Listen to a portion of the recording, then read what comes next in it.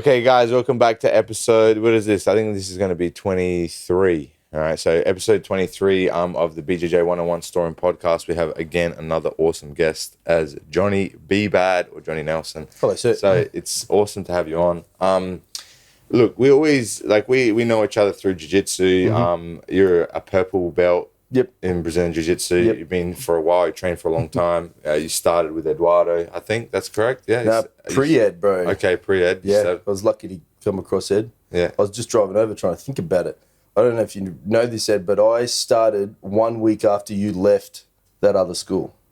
Here? And you opened up the last club. Okay. So I missed you by 1 week. I see. I see. Yeah. I see. I never knew of you.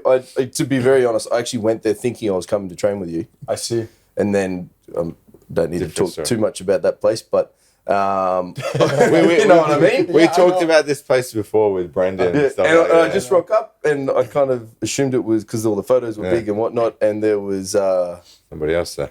who was there? Yeah, just another dude was there, and it was like, oh, it was me and another guy, and then we started training with that guy, and they went through a few coaches, and I was lucky enough I met two cool coaches. One Eddie Leedy, he was a brown belt at the time, and he trained there for a bit. There was a small Brazilian guy Yeah. that apparently was good, and he went to teach in Abu Dhabi as well. Yeah, that was Felipe. Felipe, yes. Yeah, so I went to then he came in, he got fucking shafted by those guys as well. Yeah. That place was... Oh man. We don't... Yeah, need to go into Anyway, that, but because of that experience, I'm very grateful I got to meet those Eddie and Felipe, and I still talk online to those guys to this day. Awesome. And yeah, Felipe went on to Abu Dhabi, coached the Presidential Guard, Yeah. something crazy like that, Yes. and then did the kids and stuff like that. Now he's in US trying to set himself up with his own club, and Eddie's the same. I think he's in like New York or something as a black belt. Yeah. And both have traveled the world and stuff, but Teaching you know, I jiu-jitsu. always think it would have been good to have met you then. I would have just started that journey then, but also I got to meet those two amazing guys. Exactly, and two different jiu-jitsu Yeah, styles. and we trained a little bit. There was this crazy like Mexican kind of guy. He was there for like 5 minutes, not long at all, but he was a beast. He was cool. Can't remember his name, but he was fun. But that's how Dr. Paul started. I started over there. We used to go there all the time, and then when Felipe left, it was like, oh yeah, these guys are down the road. Then I put two and two a few years later that I'd missed you by 1 week. Yeah. Interesting introduction. So, Jonny, we always try to start with like a fairly generic, pretty open question. I always try to we know who you are, but nobody else, a lot of the people not listening might not or whatever. So start to talk about like your childhood, your life and everything, but also like where you were kind of like introduced to martial arts. Martial arts. So where did you grow up? I just grew up in Brisbane. Yeah. Been there whole time. Born and bred here in Brisbane. Born and bred in Brisbane. Mater Hospital, I'm pretty certain. Yeah. Just lived with mum. There was no martial arts. Where'd you go to school? And Cannon Hill College, so just local school. Yeah. Went to the local primary school in Cannon Hill, same school that my mum and my uncles and aunties went to. My nana lived around the back. Yeah. Pretty classic, small little close family, which was super cute. Did you play any other like sports? Man, I played some basketball. Okay. I played a little bit of rugby league as a real young kid. Yeah. Broke my arm, and that kind of just stalled that direction. Traumatized that area. Well, not even, to be honest, I think swimming was footy season was out, and then swimming was available. So I started swimming because you're just a kid, you just want to do something. Yeah. And then I did that, didn't go back to league, swam for a while. I was no good at it, but I enjoyed being in the water, so that was cool. And then come across basketball somehow and played that right through to the end of high school. Okay. No real access to martial arts or real sort of exposure to it then yet. But what made you, Jonny, go, oh, I'm going to check it out, this jiu-jitsu place? Like, what was the turning point for that? Man, I just like the idea of, I guess probably like most young adults, learning to fight. Yeah. But did you see a UFC? Or... Man, I didn't even know what a UFC was. That was not even the desire to do that. I remember I did some Muay Thai, or we could call it just kicking pads for fitness. But my mate was ex-Australian amateur champ. Yeah. and his brother. How old were you when this stuff was happening? Mid-20s? Mid-20s, Yeah. right. So this is the first time you've been exposed to martial first arts? time was, Muay Thai or punching and kicking pads and feeling good about myself because he was telling me how good I was doing. Yeah. And then we used to have team sparring sessions on the back patio. Me, Dr. Paul was the other one. And our coach would put us in big 16-ounce pillows and just wear a mouth guard and smash each other. We were all useless. And then he would let us go against him and he would just bob and weave and occasionally let us hit him. So that was probably my first exposure to a martial art. Yeah. And then through that, I don't know how I come across jits. I think I just Googled it. Yeah. And the first time I found it, I saw what I thought was pajamas. And I was like, that's weird. That's not what I thought. I don't want to do that. Why am I wearing that silly looking thing? This guy forgot to get changed before he left home. So I remember seeing the photo on the website, and I'm sure it would have been your crew when I first saw it. And it was just like, everyone wearing their blue geese, and I was like, nah, I don't want to do that. You know, it's really funny, but I tell people here, and you just living proof of that. I tell how actually people didn't know what it was. They used to come and watch a class and finish their class, and they go, is that karate? And I'm like, no, it's Brazilian Jiu-Jitsu. That was not an understanding around, you know what I mean, at that time here in Australia. Yeah, actually, no, now I know. I remember how I got over to that club there. There was a dude I was working with was doing some MMA, and I didn't even know what that meant or what it was. But he was like, yeah, you should come along. And that was like 2 years later after Googling that place, your old place. Yeah. And then I went along, and then I was like, I remember the first class, the guy said to us, I could teach you all the basics, or I can teach you a submission. Because there was like 2 of us there for the day. We're like, I will take the submission, thanks. So we learned the Americana straight away. He showed us. And I always remember, paint the fence is what he said. Pull it down and paint the fence. And we're both, my mate that I went with at the time, he's no longer doing it, but we're both like, oh, this is excellent. Because the dude we're with, he let us roll him. I think he might have been a black belt or a brown belt or something at the time. And he let us roll with him. He let us beat him. And like, we're feeling fucking great. And because the club was only like 3 of us who've never done it before, we didn't know what good was like. So we just had fun smashing each other and thought it was great.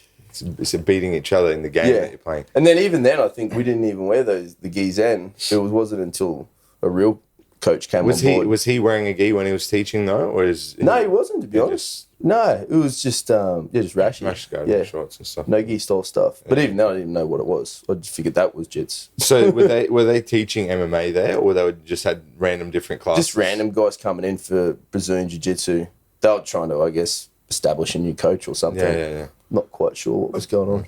Jonny, at what time, at what point the powerlifting? Because I know you were like, for me, like you were one of the first guys I ever met here that was involved in powerlifting, like before powerlifting become more popular. Yeah. Like super genuine, like you always have, like really enjoyed that. So how actually came about the powerlifting in your life? Well, I love the gym, so I always trained in the gym since I was a kid. Maybe I think year 12 I went to the gym first, and I remember going to the gym in year 12, right? And it wasn't cool. Okay. So like you didn't talk about it. There was like me and one other kid I knew went to that gym, but no one talked about going to the gym. Nowadays, all the kids are trying to get jacked, and it's a thing, right? But back then it was, no one's going to the gym. You just kind of snuck down there after school and didn't really talk about gym. That's kind of what I did, dude. I remember working out at school. I would convince like 2 of the teachers or something to like eat their lunch break inside this like weights room thing, and it was just like an old room. That they used for classes 50 years ago. And it had some weights equipment in there, and nobody used it. It just sat there. And I started like getting into working out, and I was playing rugby, and I broke my collarbone. And then I like came back from it and started to get strong again and all this stuff. And I started looking into all these videos and about working out and all this stuff. But you're right, it wasn't really like the culture it is now, where everybody. How old are you back then? Man, this is like 15, 16 years old, and I'm convincing the teachers like, can we use a thing? And then they gave me a key one time, and I'd go there by myself and do this stuff. And then they're like, you're unsupervised, and I had to like always negotiate and try and get in there and stuff. But man, I would work out in my lunch break. Like at school, instead of like playing with balls and doing stuff, I would go there and work out, and I would be so sweaty, man. Go back to the Then you class, just sweaty, stink in the rest of and the stink afternoon. for another 2 hours before I go home. But man, I used to convince and like, please let me go in there and do this stuff at school, man. I remember that. Because I remember like back on the day, like which I'm older than you guys, when I was younger, even the doctors would say for the teenager, like, no, you shouldn't work out. Yeah, This yeah, is true. This is true. your growth, It'll stunt etc. your growth. You're going to do all this damage to yourself. I You think shouldn't do that it. comes That's from true. that, because even like going as a young person to the gym, there was that kind of like, you know, maybe you shouldn't be doing this. You know what I mean? Always that, you know, and parents would get, you know, doctors. They'd buy in on that. Yeah. Yeah. 100%. And then I just stuck with the gym since then. I kind of enjoyed it. I had no idea what I was doing. Probably still don't, to be honest. But just a bro at heart. But yeah, I just kept training at local gym at Morningside. Kept training there, and there was always a local trainer that would always give you a program, and you'd follow your program, and then he would stop working there, and the next guy, so you'd do his new program, and all the dumb shit was done back then. It was great. And then we just trained weights. I moved gyms a few times, and then I was lucky to come across a guy who worked for me when I was maybe 23, 24, and he was powerlifter, same age as me. I had no idea. I didn't even know what powerlifting was. No one knew what it was. So that's like 39, 24. That's too many years ago. What were you doing for work like during this time? I ran Pizza Huts. Okay. Yeah. So that was, I've only really had 2 jobs. Yeah. I worked at Pizza Hut from 15. Finished high school. It's like, I like getting paid. So I asked to start full time. And they said, yeah. And at like $7.70 an hour, of course they said yes, because that's cheap. But I was happy. I was making a few $100 a week. And then did that until I decided to make lifting, I guess, a career. But yeah, sort of stumbled across powerlifting. This dude I worked for sort of said, oh, you should come to my gym. I was like, oh, sick. Come to your gym. We'll lift some weights. We rock up. It's his house. Look at the house. I'm like, where's the gym? I'm only used to like big commercial, air conditioned, shiny places, and rock up. And he's just got like this, you know, classic old Queenslander, 2 sides, but 2 bench presses, 2 squat racks, rusty as shit, all beat up stuff. And then there's like he was a little fella and he was pushing some pretty good weights, what I thought was good weights back then. And then another dude rocks up who's bigger than me, like benching like 180. I'm just fucking like mind blown. I was like, I need this. I need this. And they were doing this thing called a deadlift. I didn't even know what that was. I was like, that looks cool. You're picking this up, you put it back down. How rad's that?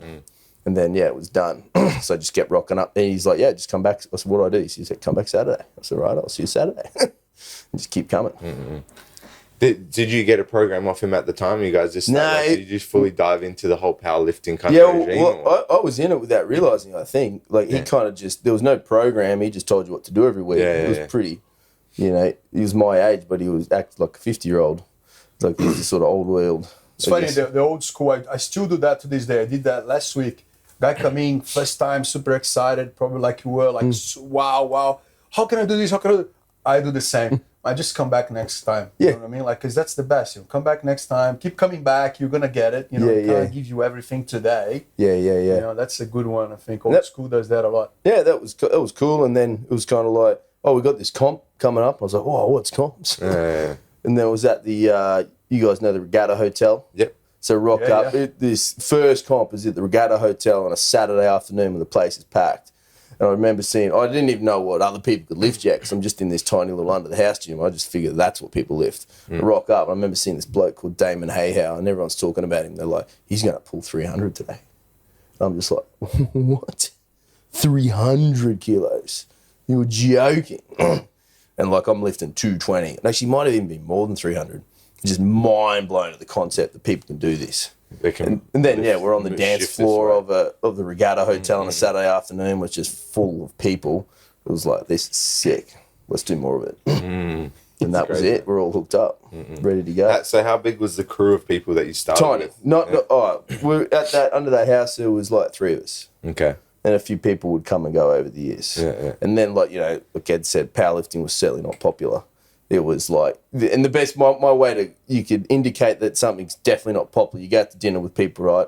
You have that general conversation with people who don't know who you are. Hey, what do you do? What do you do? What do you do? What do you do? Oh, you're a big guy. You must lift some weights. And you're like, yeah, I do some powerlifting. They'll go, oh, it's like the Olympic lift. So you throw it over your head. you're like, because you've heard that 10 times, so you just say, yeah, that's exactly it. Yeah. So then you can just move on. Yeah, you don't have to waste your time talking to someone that have no I've never seen you explaining. again. You really don't care what it is. Yeah. Tell me about you. Then we move forward. And that's where I think is a big similarity between powerlifting and jiu-jitsu. Is like both came from a very underground. Do you know what I mean? Like not many people doing. And that's actually, I was actually thinking about asking this question, Jonny, like how, because jiu-jitsu, for example, there was a few waves that made it more popular. For example, there was first a few crazy Brazilian guys that travel, you know, like the Gracie family went to USA. Opening garages. Then you have same trajectory. Then you got the second wave, which is the UFC wave. That helped. There's no doubt about it. But there was a misunderstanding. A lot of people thought that was like, oh, you can't punch. No. It's a different sport, but promoted a lot because people were talking Brazilian jiu-jitsu all the time on the screen and all that. Then there was a third wave, which was we still diving in this and living this wave, which is the podcast wave, the Joe Rogan wave, you know what I mean? Celebrities and celebrities, podcasts. psychologists, I know the podcasts. How we went through with powerlift, like how these waves came through.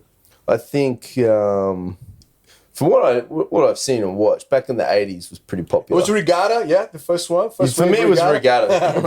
That was unreal. I know for powerlifting back in the 80s through America and stuff was quite popular. Yeah. I chat to some of the old boys, you know, 80s, early 90s was, you know, was popular again. It kind of just disappeared because there was in this personal opinion, that the style of powerlifting we were doing was called equip lifting. So in its simplest form, you'd put on really tight suits that would aid you to lift more weight. So you could put a squat suit on, put a pair of knee wraps around your knees, and you could maybe lift 100 more kilos. Wow. Okay. You could put on these other suits that are tighter and thicker, and you could maybe lift 200 more kilos. Really? Yeah. So that's the type of powerlifting was happening when I was lifting, right? Yeah. What you see today didn't exist. But if I then try and explain that to you who goes to the gym and you're like, hey, come do some powerlifting. Oh, you need to buy this tight little suit. It's really uncomfortable. It hurts. You got to get these knee things. Takes this long to train. The buy-in didn't exist. Yeah. No one wanted to do it. Didn't make sense. That kind of faded away around the sort of same time CrossFit kicked off. Okay. So CrossFit, everyone's going to the gym to go CrossFit. Within CrossFit, they do some maximal lifting as well. And now all of a sudden there's a sport over here that just does maximal lifting. So people started gravitating across because lifting heavy things and finding out what you're worth is kind of fun.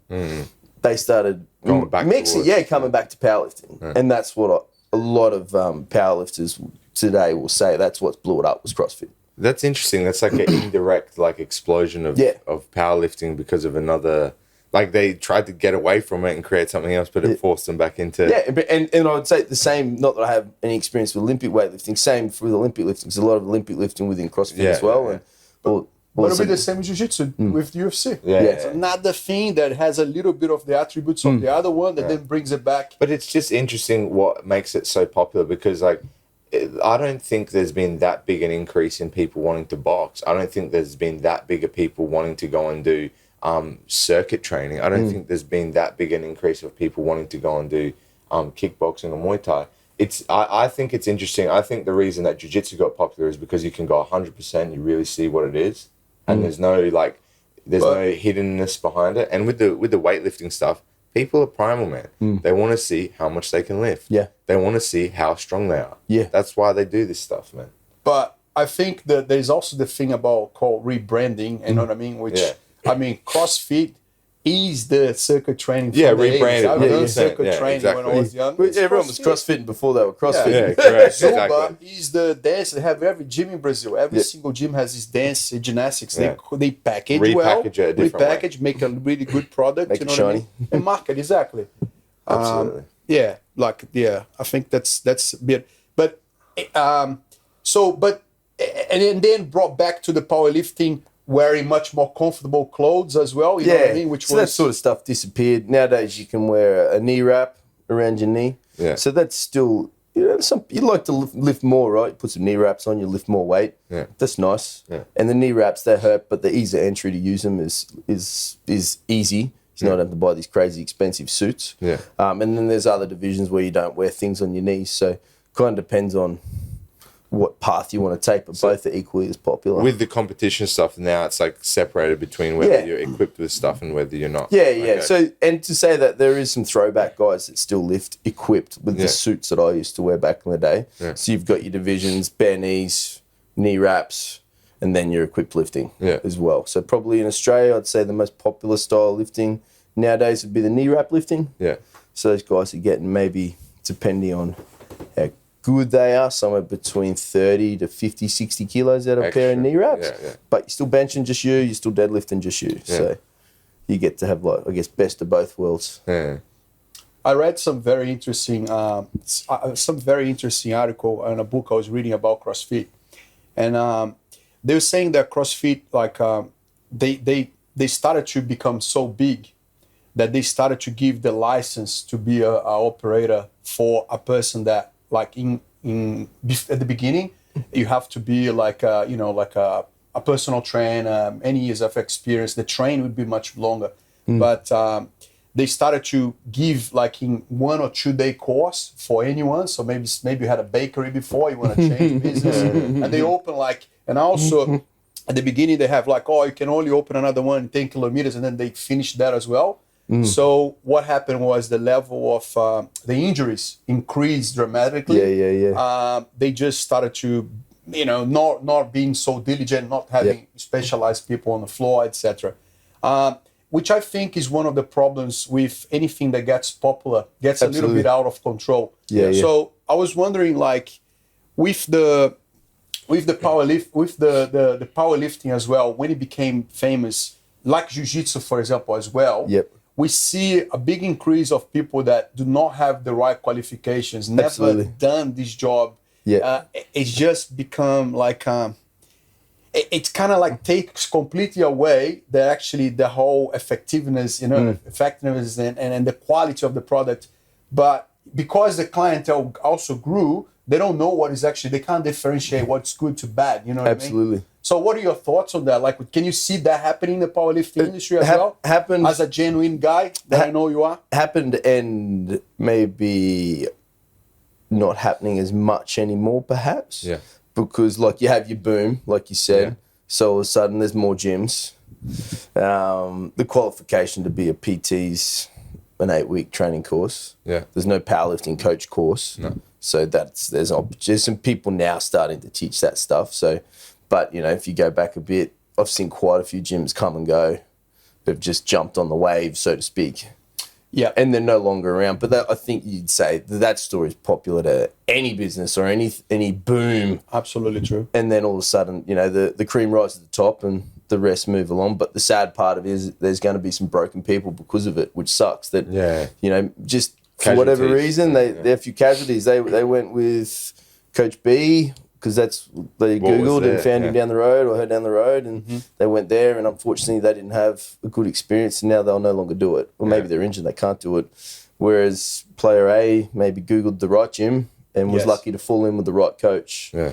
But I think nowadays, like, there's so much information out there. Content, There's so much, all the good people are on the social medias. You can kind of see who's good. Yes. If you know what I mean now.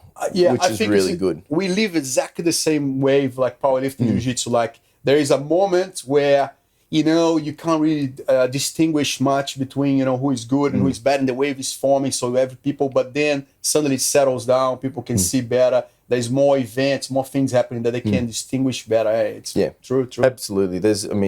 I know when I started competing jits, when I was a white belt, there was barely any comps. Yeah, true. Nowadays, there's comps every weekend. Every weekend. Powerlifting's the same. There was 2 comps a year. You did states and nationals. So you don't get exposure to chat to other people in the community. Be like, who are you coaching with? What are you doing? What are you doing? You couldn't have that back then. So it was just luck of the draw if you landed with the right person or not.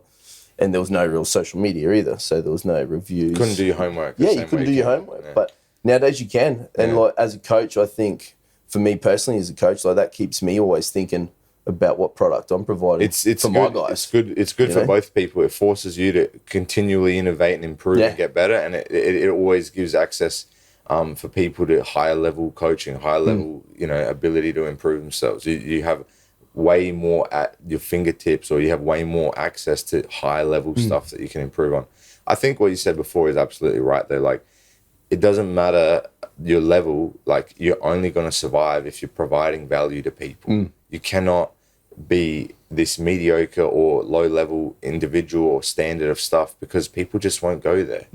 People won't continue to go there over time anyway. They might go there for the time being, but once they start to recognize and understand what things are, the longer they're there, they're going to change their mind. Yeah, absolutely. Because they have access to higher, man, you got to provide value to people.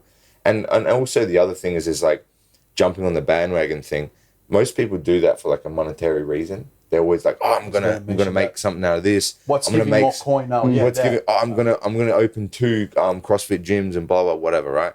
The problem with that is, again, it's like a short-term idea, and I think like as a whole, as a society, as like a Western nation, that's what we're always pushed towards, is the right now, the Instagram. Oh, how do you feel? You can make money on it right now. And then the thing is people never look any further than, man, a lot of the time past their own nose.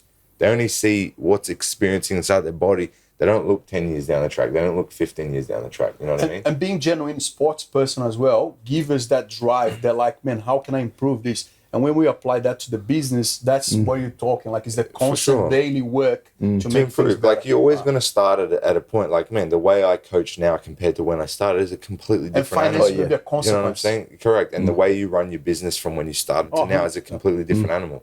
That's a normal process of doing that. You're only going to be here if you evolve and change and grow and add more value. But this is the thing that's the biggest thing, is you need to add value to people. You need to add value to the community. You need to add value to the world. And as a byproduct of adding value to other human beings and the world and people, then you will get something back in return. Then you will get the money back in return. Then you will get all the other things back in return. Whereas I think people kind of have that a little mixed up. They're looking for what they're going to get chasing the dollars first, bro. What are you going to give me? And I would go way further now. I think that most people either adopt this mentality or are kind of programmed to have this mentality of, what can you do for me, as opposed to what can you do for other people? And it just doesn't work. There's a nice quote, and I could never remember who said it, but I really love it. It is, the pursuit of profit will be the end of all business. Yeah. So essentially saying, if you just focus on your money first, you're not going to be around. But man, you can even take that into like a personal level. If you just focus on yourself first, people don't want to be around you, man. Yeah, 100%. No, how can people enjoy being with somebody that only focuses on what you can do for them? Man, I talked about this stuff, with Casey O'Connor. He's just become a black belt now, which is good for him. That's sick. Yeah, congratulations to Casey. But man, I talked about with him about this stuff like not long ago about the most fulfilling thing for people is being a part of community and serving other people. Like, when you are involved in powerlifting and the way you help people change their lives and improve their confidence and all this stuff, and the way we do it through jiu-jitsu with the kids and the adults, like, this is a thing that's the real benefit of life. You know what I mean? The real fulfillment of life. The monetary stuff is also important because you've got to live, of course, and you should be rewarded for how hard you're working. But man, there's nothing better than how you can help other people, and in so many different ways. And I think a lot of people got that tremendously misconstrued. You know what I mean? It is super fulfilling. I got it numerous times, like parents that come to the reception, and they had the kid bullying or they had problems, coordination, etc. And their eyes are watering and they can't even express. Sometimes they can. I just look at them. I said, I know, I understand, and I'm very happy. You know what I mean? Because that for us is rewarding. You know what I mean? And you get all the time as well the testimonies. That's everything, you know what I mean? Like, that's the icing on the cake, Yeah. I mean, for me as a coach, like, you guys get the same. There's nothing cooler than seeing you guys progress. 100%. Whether it's in a competition or environment for us, where they're maxing out their lifts, and they came in as a shy, quiet person with no athletic background, and all of a sudden they lift a 120 kilo deadlift, which in the grand scheme of all powerlifting is not much at all. But for them, they work their damn ass off to nail it. For me, I enjoy them more than seeing the elite guys lift something big. Yeah, I'm the same. I love that. There's little passion and emotion in that for them. The victory for them. And there's a real meaning behind that person when they get that weight. Like, it's so cool. Like, they're my favorite lifts to go and watch. The old guy who's been doing it for ages, and now he's 62, and now he can squat 210 kilos. Like, that's sick.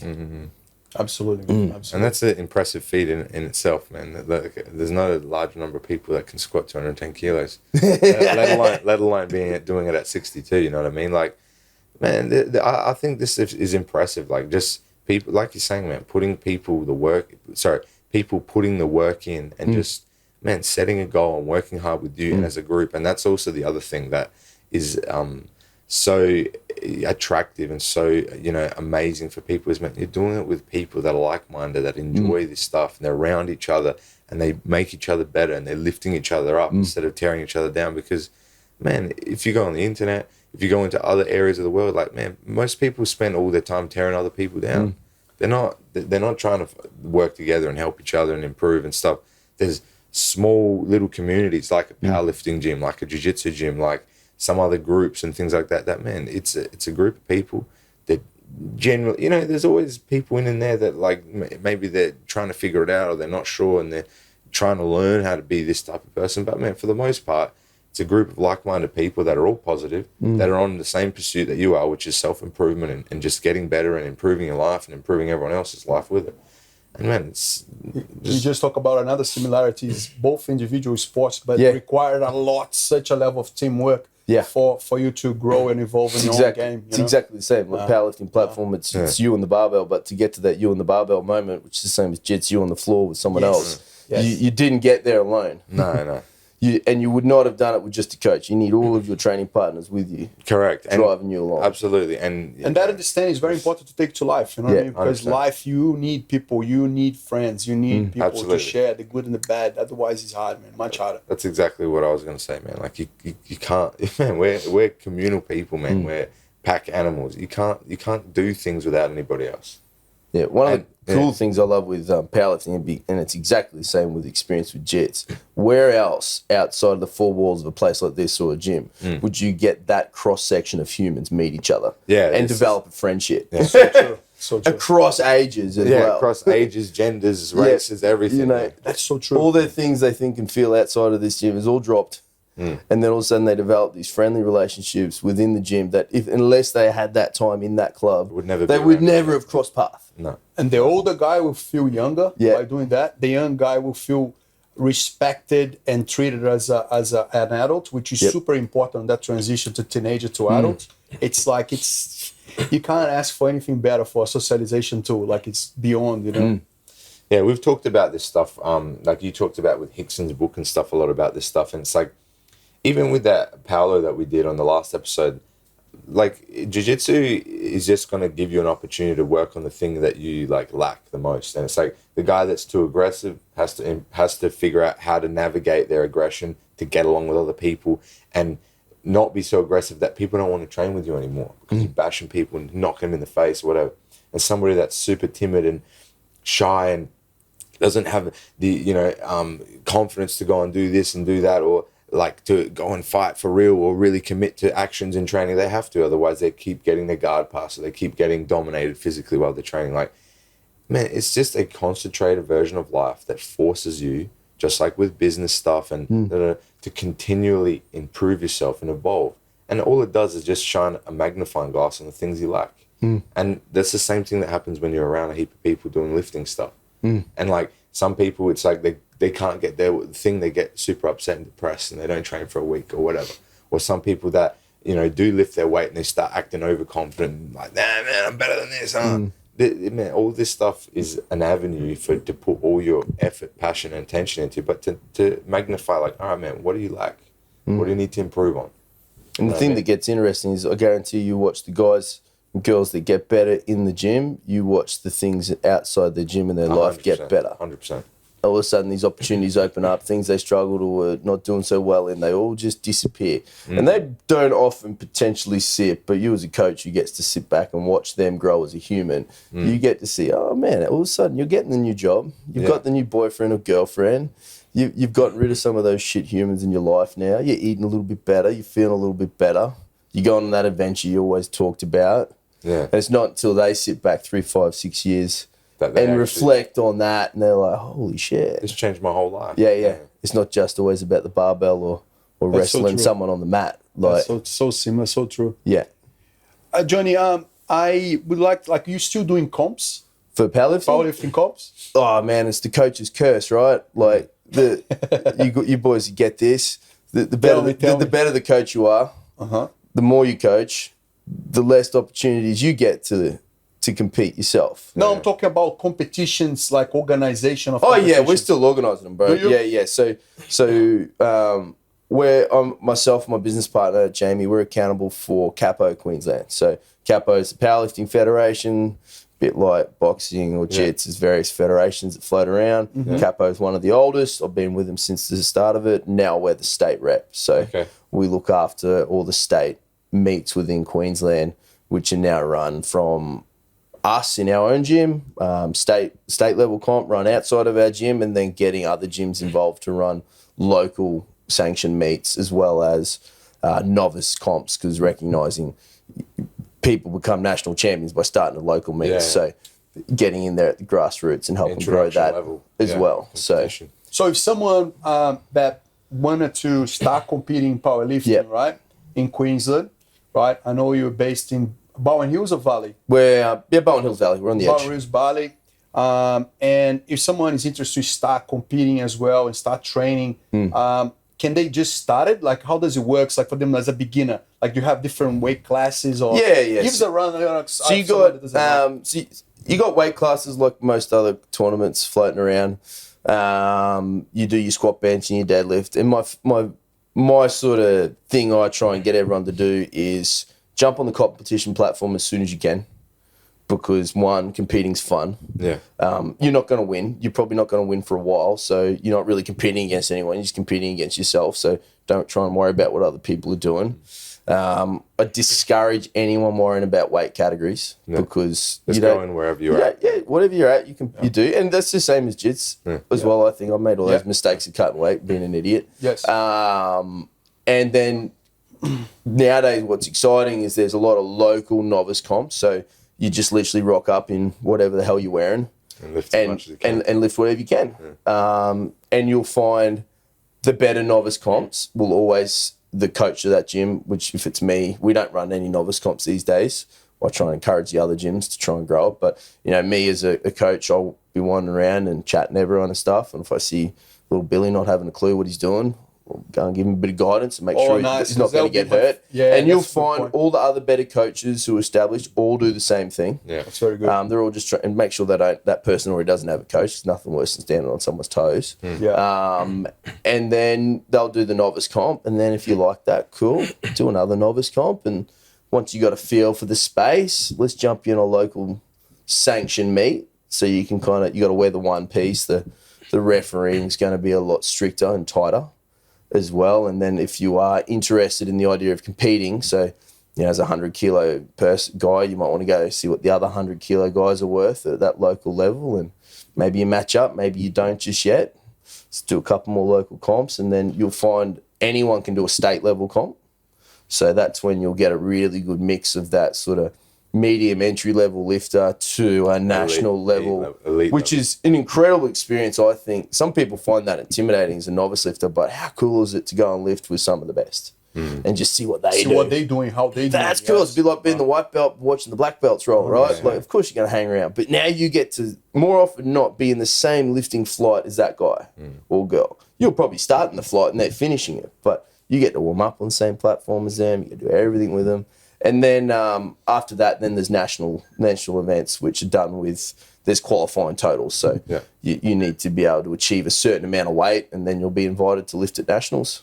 And Jonny, is that the same routine like for every comp, for example? Is that everyone starts on the bench and you have like three goals? Yeah, so or you how go does it work? Squat, bench, and deadlift.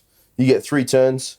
You want to open reasonably and then light. they get your best of each? Yeah, they'll take your best of each. They put it together, add all the numbers up. You get what's called a total, and then your total is what you've competed against. So if my 3 lifts are 600 and Anton's 3 lifts are 610, he wins, essentially. And then the cool thing I like, which there is always argument about it, there's a thing called a formula. So it pits me at 125 against Anton at 100, and at times my total times a number equals a new magic number. And now we're competing against each other. as well, which is kind of cool. So then you They can do have like a formula. It's called a formula, equal out the weight difference. Yeah. So to equal out the weight difference. And then so at a big state level meet, for instance, where there might be, say, 50 guys and girls All different lifting, weights. all different weights, you get to have an overall winner or a state champion of everyone. So, and then what's kind of cool is obviously the small person isn't going to lift as much as the bigger person, but they don't need to. Because they weigh less. Yeah, so they weigh less. So there's a formula that squares it. They generally do better though, like power to weight ratio. I think like because I watch like just even with the Olympic stuff, Olympic lifting in the Olympics and stuff like that. Like there's like a threshold which like a guy that's 60 kilos can lift 4 times his body weight. A guy that's 100 kilos can maybe lift double or 3 times his body weight. A guy that's 200 kilos, he can lift double his body weight. But like. It's just interesting how that kind of factors in. The formula kind of is geared that way. Like it recognises that the bigger guy can't do as many times his body weight, and it factors that in. And I find that's a cool way to compete too. There's also there's a multiplier for age in there too. So the masters now have an opportunity because there's a master lifter like. Particularly as you get older, like this guy's 70 and 80 lifting weights and competing, but they're not going to lift what a 40-year-old's lifting. No. But now there's a number multiplier that goes on top of that pits them against the younger guys, which is super cool. So like now is just and we all know how good doing physical fitness is for an older person. Now they've got a path to compete as well, which like I don't think there's many sports in the world where an older person can have a competition experience. And now they can. And not only compete in their age group of 70 or 80, they're competing against all the masters. Nice. Yeah. And having a crack. Which one of my guys, it's his drive. He's 66. So, because it favours the age, as you get older, you get a better multiplier. He's still bloody strong. So he finished top 10 in Australia for masters. Wow. Out of 40 against 40-year-olds. He loves it. He's walking around real tall right now. Awesome. Which is super sick. That's one of the cool things that comes with powerlifting, I think. There's something for everyone. For sure. I think, man, a lot of, powerlifting, absolutely. Jiu-jitsu is like that as well. And, man, it just kind of gives you an opportunity to be young again, like you said, hanging around with the 40-year-old guys or the younger guy, learn and understand life from. Man, I've had hundreds of hours of conversation with dudes here about life, about relationships, about business stuff, about everything, man. This is not only a community of people that are going to help you get better at the thing you're doing, but man, they're just going to improve the areas of your life like you talked about before. And a lot of people say your life is a product of the 5 people you spend most time around, stuff like that. And man, your influence is that, man. Your influence is what changes the trajectory of your life. And if you're around good people that are really, they want the best for you and they want you to improve and all of these things, man, why wouldn't you go and find a place like this? Why would you, not go and find a situation where you can be surrounded by people like that actually want you to improve, that want you to do better? And they give you advice. You're learning from them, they're learning from you, and all sorts of facets of life. Sure. Yeah, man. And, whether it's competition or not, I think I just like talking about this stuff because it's just man, everything you're doing at the end of the day is underlying what is it? It's man, everyone's just trying to move forward and improve themselves. What do you want to achieve? This is what I want to achieve, but we all just want to get 1% better, 1% better, 1% better. You know what I mean? So And the cool thing with those communities, you have your bad times and bad weeks, right? 100%. So you're not necessarily going to be progressing yourself then, but if the team is still moving forward, you're getting pulled with it. Yeah. You're going too. Your bad day's becoming a good day because your training partners, your mates realise you're a bit down, having a bad time. They're picking you up, they're pulling you along, man, dusting you off and say, let's go, and helping you out. And where if you were stuck in that situation without that good community around you, you might stay in that sort of you might stay there. You might get in that downward spiral. You might it just keeps you moving forward. I absolutely agree with that. 100%. It's such a powerful network of people to be involved with that. Absolutely. As much as we are isolated in the 21st century, and we're all living in our own houses, and we're all on Instagram and Facebook and all these things. Man, it's just even if you only go there twice a week, man, for a couple hours, it's those 2 times a week where you're in that thing and they are physically pulling you along. Yeah, it's a massive thing for people mentally too. Yeah, too often I'll see if in a real good way, I'll have a conversation with ex-client ex-client is having a bad time, they're struggling a bit with something, I chat to them, we have a good sesh, pick them up a little bit, and then 2 days later you'll see them tagged on social media with another member of the gym, doing something cool, and they're talking about how much fun they're having. Like, and then next week all of a sudden, whatever the drama and issue was, that's gone. They're kicking ass, taking names again. Like, that thing's cool. Like, that's a really cool thing to see. It's really funny. Like, sometimes it's my day off and I shouldn't come to the gym, but because I feel really good to come and train or to come and hang around people, have a chat, which I end up coming. You know what I mean? Like, end up here, and I was like, "Oh, it's my day off. I shouldn't be here." But man, this is what makes me feel good. You know, I like coming here on a Saturday and then do after something. You know what I mean? Like, it's actually we get to love the thing. You know what I mean? Makes us feel really good. You know? Yeah. Oh man, I'll have the conversation with a new person who doesn't know me, and they'll be like, "What'd you do on the weekend?" I said, "Oh man, I trained some weights." They're like, "Yeah, but what fun stuff did you do?" I said, "I trained some weights." This is my fun stuff. It's the beginning of my fun. I said, "Do you know how, like, you go to the pub or you're going here, I'm going to the gym." Yes. One of my best friends is there, my partner there, my daughter's there, a couple other crew that we train with. We're there for 4 hours when we only really need to be there for 2. And you train and having a great time. That's our time. 100%. Yeah, look, years ago, one of the old training partners, he summed it up well. He goes, "We traded in the beers for the protein shakes." Yeah. You know, you'd spend Friday night at the pub, but now you just spend Friday night at the gym. Yeah. What's the comparison here? They traded in the beers for the acai, maybe. Acai and someone else's sweat on your face. Yeah. It's interesting. Man, we do Friday nights, happy hour every Friday. You know what I mean? Every Friday. Open mat, put the music on, everyone's hanging out. Yeah. And like, how many of those people, if you rewound them so many years, they would have been doing something very different to that. Yeah. And now, like, an experience like that, I think, is such a positive experience for them. Absolutely, man. And even if a guy that, let's say, he can't get away from, like, drinking, by having to be here on Friday, or want to be here on Saturday morning or Sunday, for example, that will balance it out. Instead of drinking 10 beers, he's not going to drink 15 and go, "Oh my God, I can't wake up." No, he's going to drink 3. Knowing the next day he makes me feel much better, and that's a bonus. You see so many of those, I'll call them negative behaviors that creep into people's lifestyles that all of a sudden start disappearing because the positive thing they enjoy doing, rolling jits or training on a Saturday morning at the gym, becomes more important. Yes. It becomes more important, but a lot of the time it's just based on survival, man. We talked about this with Fabio, man. We talked about this with Fabio. It's like, Eduardo's like, man, the first time he came in, like, you heard the guy smoking cigarettes, all this stuff they can't. And this has happened. Like, there's so many people that have talked about this stuff, about how they had a student, or, you know, people talking about being that student. They're going in and they cannot, man, by default, actions change your life. Yeah. You can sit around there and think about it for the rest of your life, but until you do it, nothing's going to change. Yeah. But anything to do with body and exercise, once they will need to expose themselves. 100%. That's what I'm saying. They can't hide. But the thing is it becomes like a necessity just to survive. You can't keep smoking 2 packs a day. You can't keep having 15 beers and then go and do your maximal deadlift or do a big deadlift session. You're gonna throw up everywhere. You can't do it. So you have to. You have to by putting yourself in position. You're now forcing yourself to change, improve, be better, whatever. And it's a great journey for everyone, and it's impressive.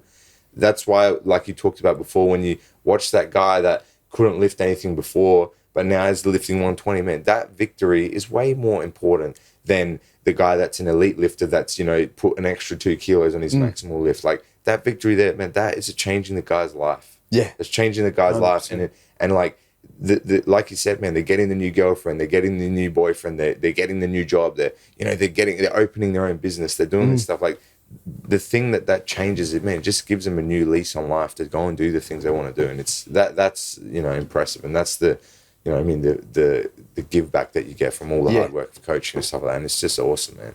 Yeah, that's the things that are become more important than PBs and belts, right? Like seeing those positive lifestyle changes and the relationships they're having in their life now because of just coming to a gym. It's like, fuck, that's cool. Like, to sit back as a coach and see it.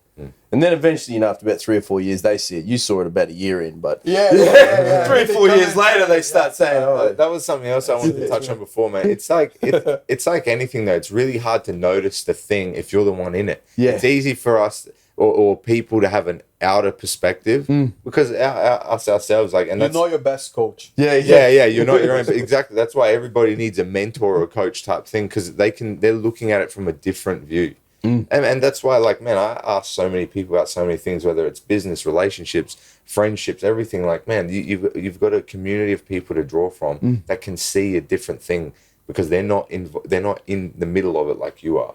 And man, this is invaluable, man. Like, you cannot, man, you have to have this in your life, man. Yeah.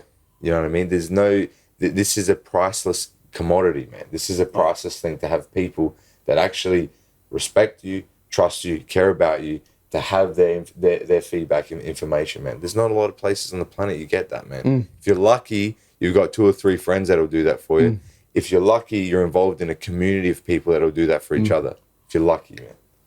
You know what I mean? Rolling around on the mats underneath someone big and sweaty, you get some pretty strong feedback real quick. Yeah, for sure. Same with the barbell. So I say the barbell tells no lies. Yeah. Like, it weighs 200 kilos today, tomorrow, and the next day.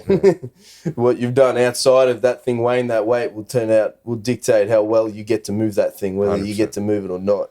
and that's like that physical thing. Like, the physical indicators or physical stresses or physical reasons are the most obvious, in your face situation. You can't bullshit this stuff. It's not possible, man.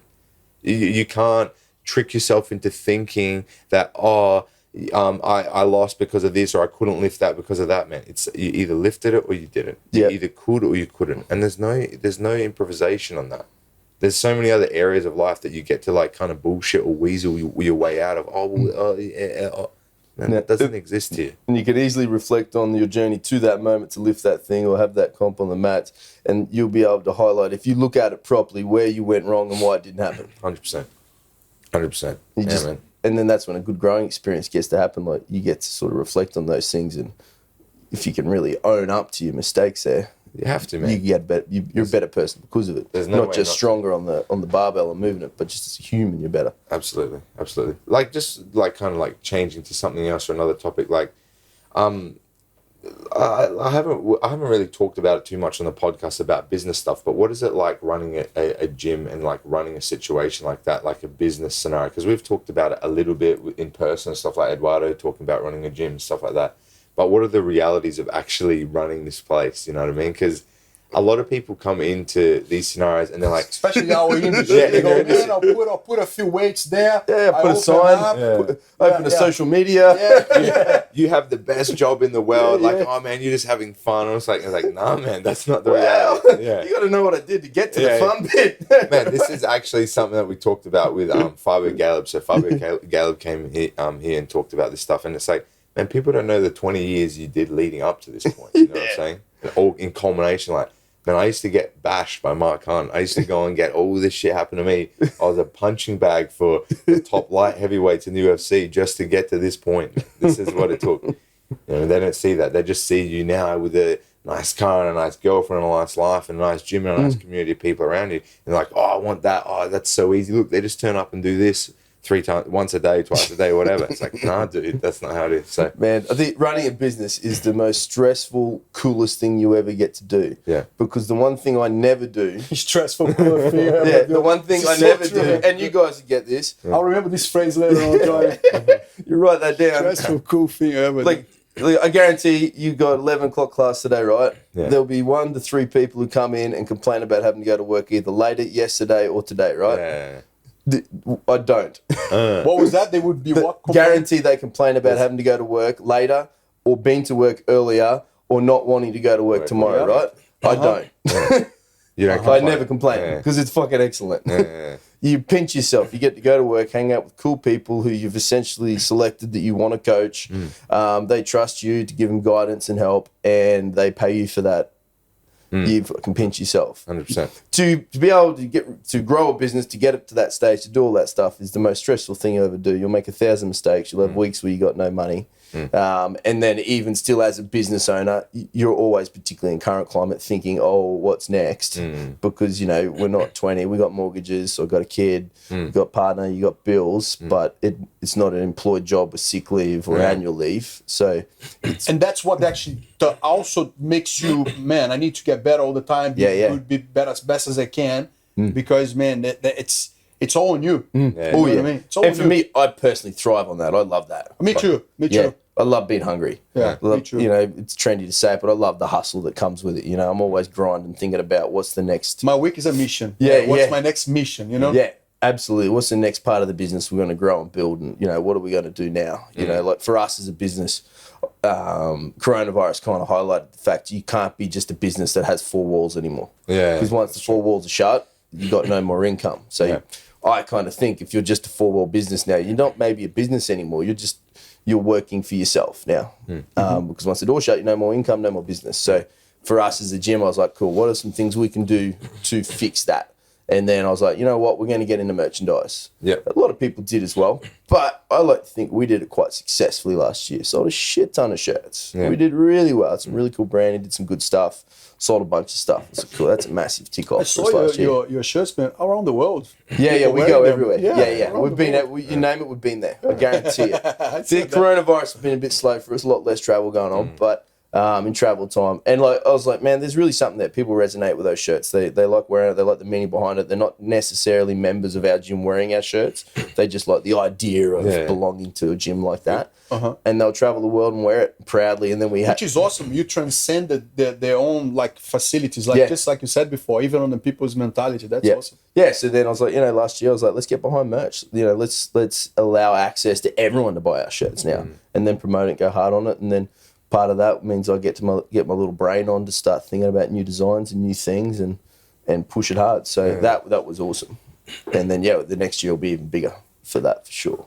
And there's also the podcast, which is like and that's how the podcast started as well. It started before Corona, but not too long before. It just happened to be coronavirus was a great time for us to really crank podcasting.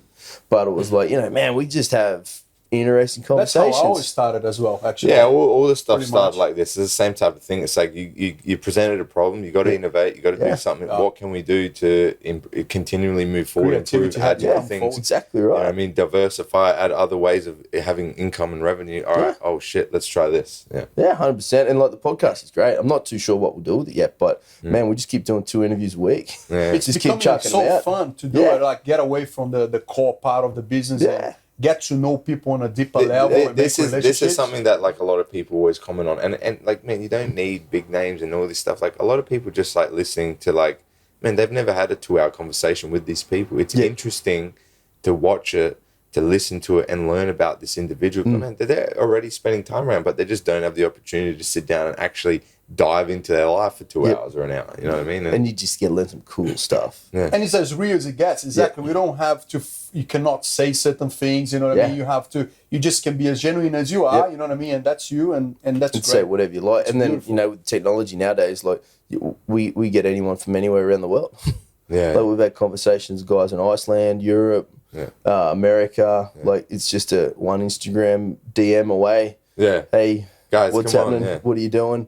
I like your stuff. Come check out the podcast. Let's have a chat. And like people are so receptive to saying yes. I think it's a good mix of people love talking about themselves. Yeah. And then people understand there's opportunity for self-promotion, but they also like telling their stories. Yeah, correct. Which is so much fun. How often do you actually sit down with somebody that asks you only about you and all the stuff you've been doing for your life? Like, man, this is a very unique situation. Yeah. Like that doesn't happen. We don't just like meet, like you're saying, what is it? Powerlifting. What's that? Is that like the Olympic stuff? Like that's as far as it goes. They're not talking about you. They're not interested in you and diving into that kind of stuff. And the thing I love with it, I mean, I'm sure you guys run it pretty similar. We go into our podcast with no plan.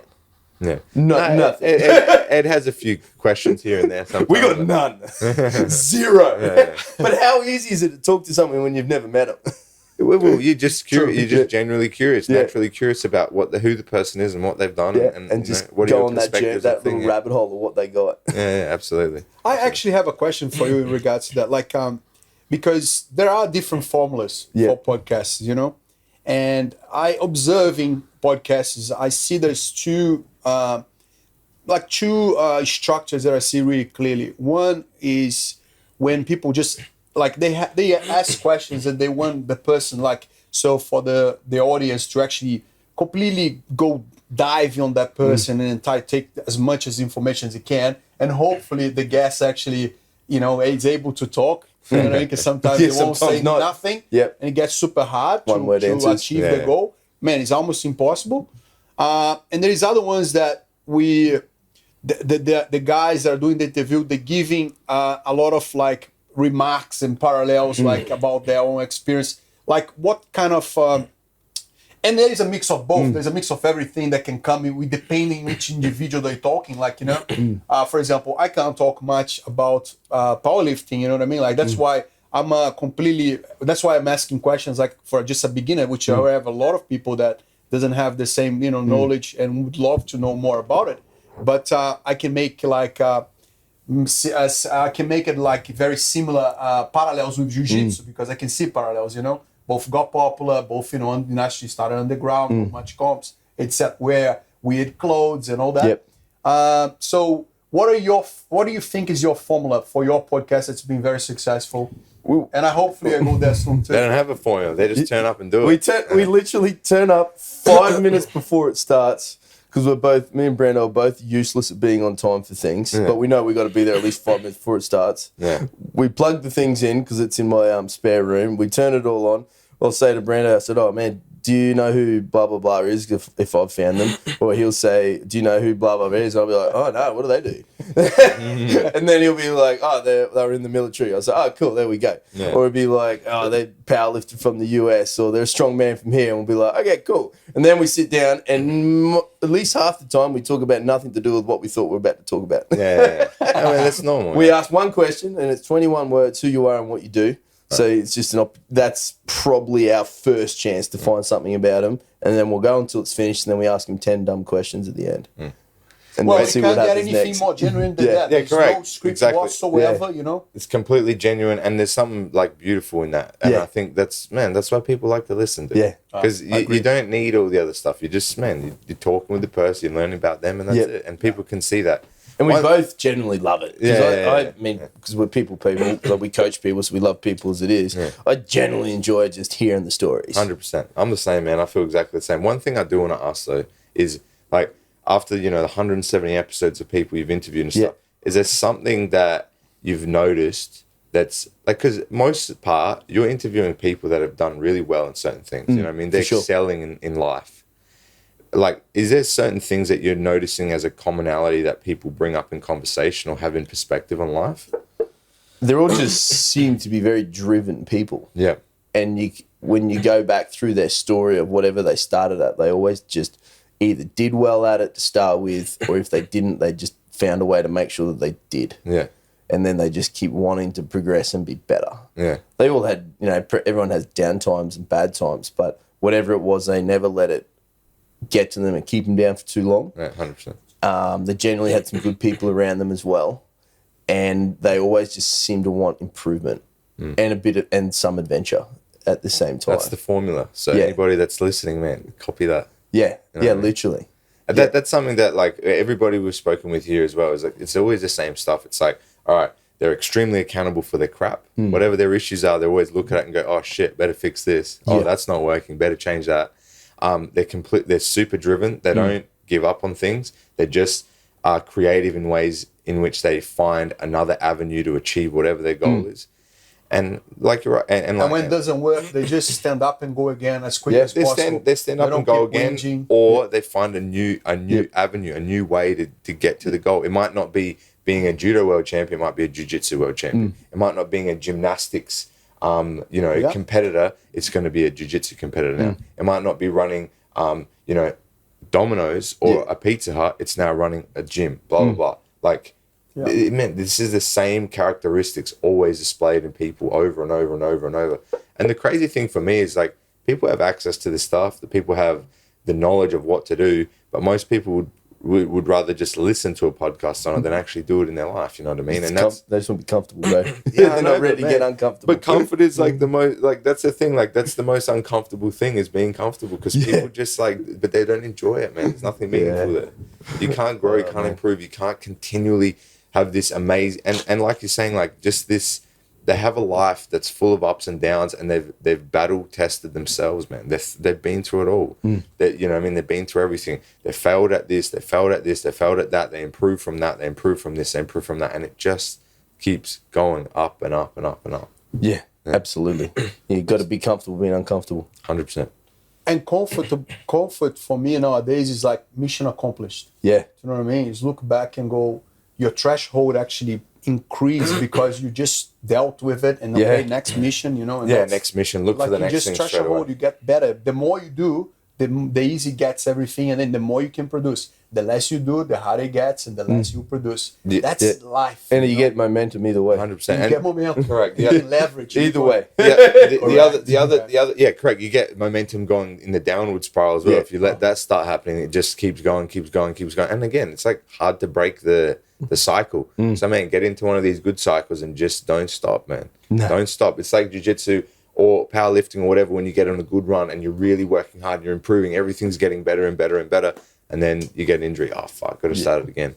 You know what I mean? Yeah. And it's how it is. But you got to break the cycle when it's a bad one. You got to keep smashing through the cycle when it's a good one. And just like another thing, the other two things that I wanted to mention about like the improvement thing is the first one is like they all these people have the same attitude. Is like, we're just gonna do it, man. We're just gonna do it. Oh, I want to do this. I want to do that. I've been thinking about it. They don't think about it. They just go and do it. They want to do a podcast, they start one. They want to, talk to that chick, they go and talk to that chick. They want to start this business opportunity, they just start making shirts and advertising it and do it. A lot of people just spend way too much time just chitty-chatting and diddy-daddling and not sure what to do or not sure how to act. But, man, you gotta just do it and smash through. And then I had one other thing that I was going to say, but I've lost my mind already. But you just got to fucking do it. I think that's the that's the way you guys takeaway. The way you guys run your podcast and you've gotten up to 170 episodes and you've got so many different interviews with all these people, man. That's the way it is. Yeah. By the way, I'm going to put on the description as well your podcast, we put everything. If you want us to put anything else in the link, I'll flick you all the links for the socials and all the things. Yes. Yeah. That's the thing to do with it. Yeah. And I'll be keen to go. Yeah, we got to get you on. I want to see I have some old school jit stories from back in the day. I was when I arrived here, I was challenged by Chris Hazeman, man. Oh, really? Yeah. We had him on our podcast. Did you? Yeah. He came in. I want to train with you and you. Yeah, because he had a shed or something, didn't he? He had a shed or something at the back of his house. Yeah. That people used to come and train at, and that was like a tough place to go. From what I hear. Yeah. Like he went to see us at ours, and man, it was like that's what used to happen in old school. You know what I mean? Yeah. Like, hey, you arrive here in my town, let's go wrestle. You know what I mean? And you can't go, oh, today I'm feeling my knee. You know what I mean? Something like that. Yeah. But man, it was a pleasure to have you here. Yeah. Thank you, sir. You're one of the great guests that just, he's easy to talk to. 100%. You know what I mean? We have a great time. I mean, he's well versed. He's well versed. He's got his own podcast on 170 episodes. It's like experienced coach as well. I got a lot of good remarks from your sayings today. You know what I mean? And I'll carry with me, man. I'm good at keeping these ones, the good ones. Awesome. Thank you very much, man. Thanks, boys. Appreciate thank coming you so on. much for coming along. And man, it's always nice just talking and like getting through all this stuff and just exposing all these ideas and perspectives to other people, because man, people want to hear this stuff. People want to know how they can get better, how can they improve and stuff, man. And I think like the main thing is, man, just do it, man. Start doing it. Put it into action. That's Jonny Bbad. Jonny Bbad. We didn't even ask where we got that name from. We'll get it next time. It's still a mystery. Yeah, it's still a mystery. All right.